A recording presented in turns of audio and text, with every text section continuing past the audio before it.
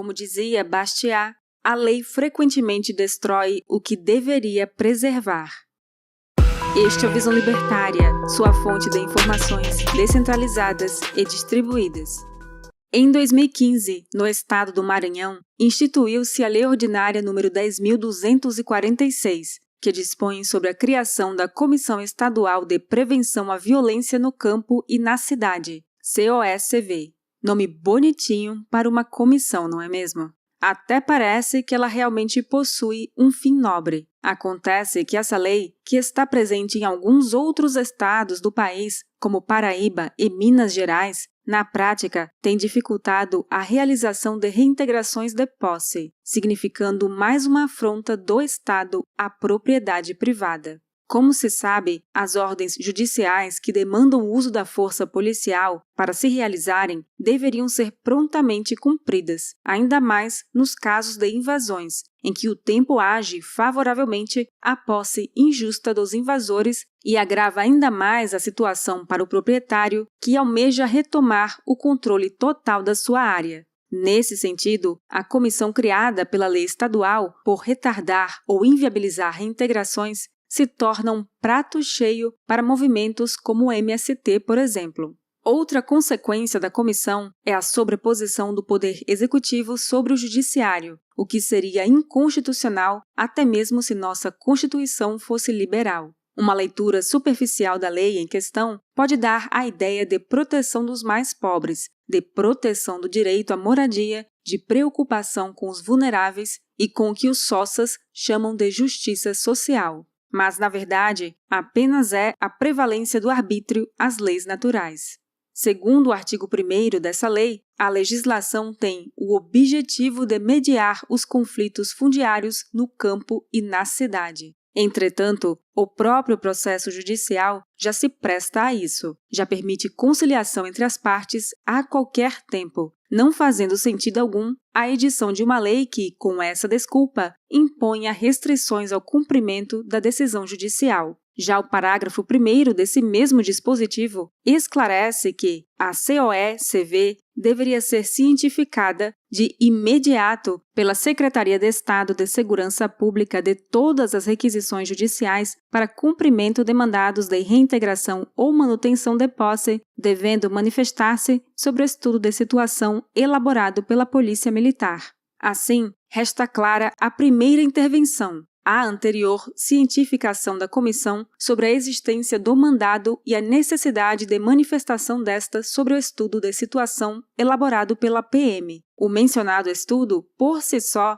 justifica-se na medida em que serve como plano estratégico para a entrada da polícia na área invadida. É um passo a passo para efetivar a reintegração da maneira menos traumática possível. Lembremos que, geralmente, esse tipo de conflito envolve muita gente e muito embate. Porém, uma vez que a PM está vinculada à Secretaria de Segurança Pública do Estado, não é incomum que a tramitação da requisição pela força policial emperre na própria secretaria, tendo em vista o desgaste político para o governo da vez levar adiante uma reintegração de posse.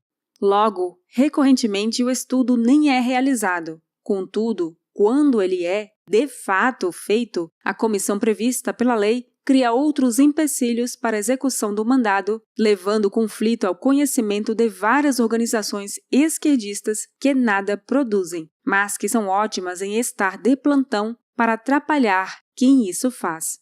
Ou seja, a galera dos direitos humanos torna tudo ainda mais difícil.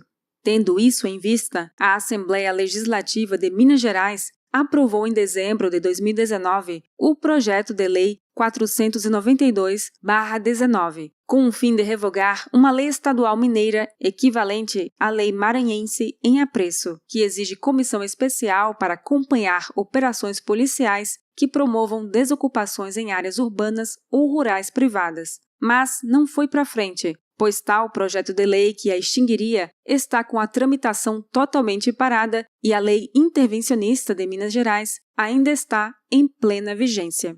Falando em intervencionismo, claramente a infame comissão é um mecanismo interventivo. já que o Estado, como detentor monopolista da força, age de maneira populista ao tentar redistribuir bens imóveis em total agressão ao trinômio vida, liberdade e propriedade. Em prol dos seus interesses, governos soças estimulam e usam os invasores como massa de manobra para obter capital político. Como recorda Mises, ordens autoritárias, especialmente proibições, restringem as ações dos proprietários.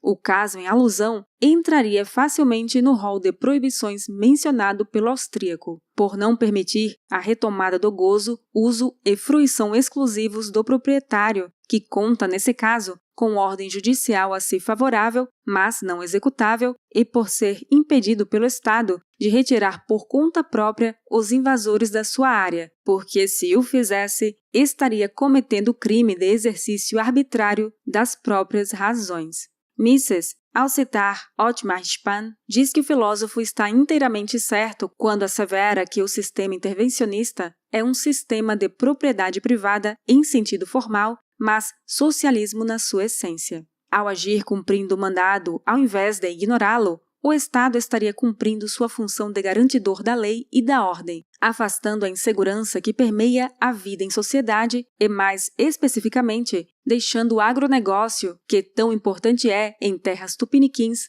livre para alçar voos mais altos. Todos sairiam ganhando.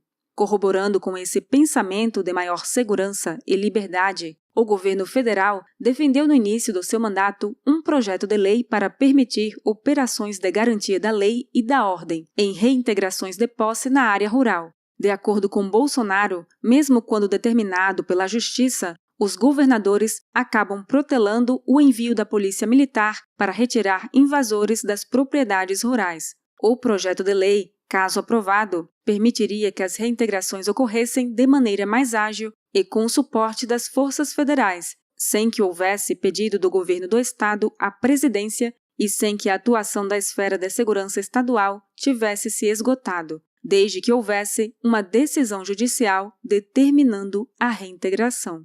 No entanto, infelizmente, nos últimos anos, o governo federal deixou de lado essa ideia. É uma pena, pois, dentro do que é mais possível hoje em dia, a medida seria adequada para resolver o impasse, considerando o atual quadro de inefetividade das ordens judiciais concedidas. Aliás, a inefetividade é uma marca do judiciário. É praticamente regra a movimentação custosa da sua máquina sem que entregue o bem da vida à parte vencedora.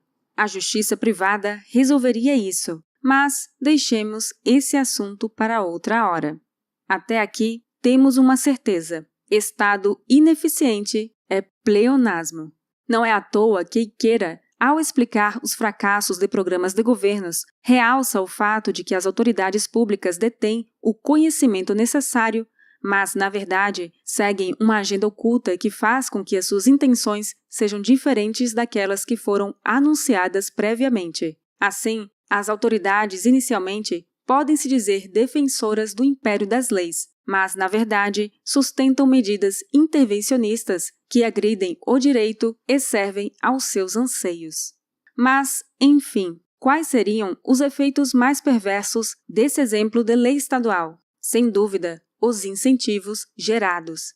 Todo esse cenário mostra aos indivíduos que as invasões de áreas privadas compensam e é possível fazer desse ilícito uma fonte de obtenção de vantagens sem esforço algum, ainda que em completa negação das virtudes. Sem mencionar que a insegurança jurídica causada gera desestímulo aos investimentos econômicos e atrapalha o desenvolvimento local. Ou seja, importa necessariamente em declínio social. Em uma sociedade libertária, com justiça privada e com executores das ordens também privados, com certeza, em pouquíssimo tempo, as áreas particulares invadidas já estariam reintegradas e o caos cessaria.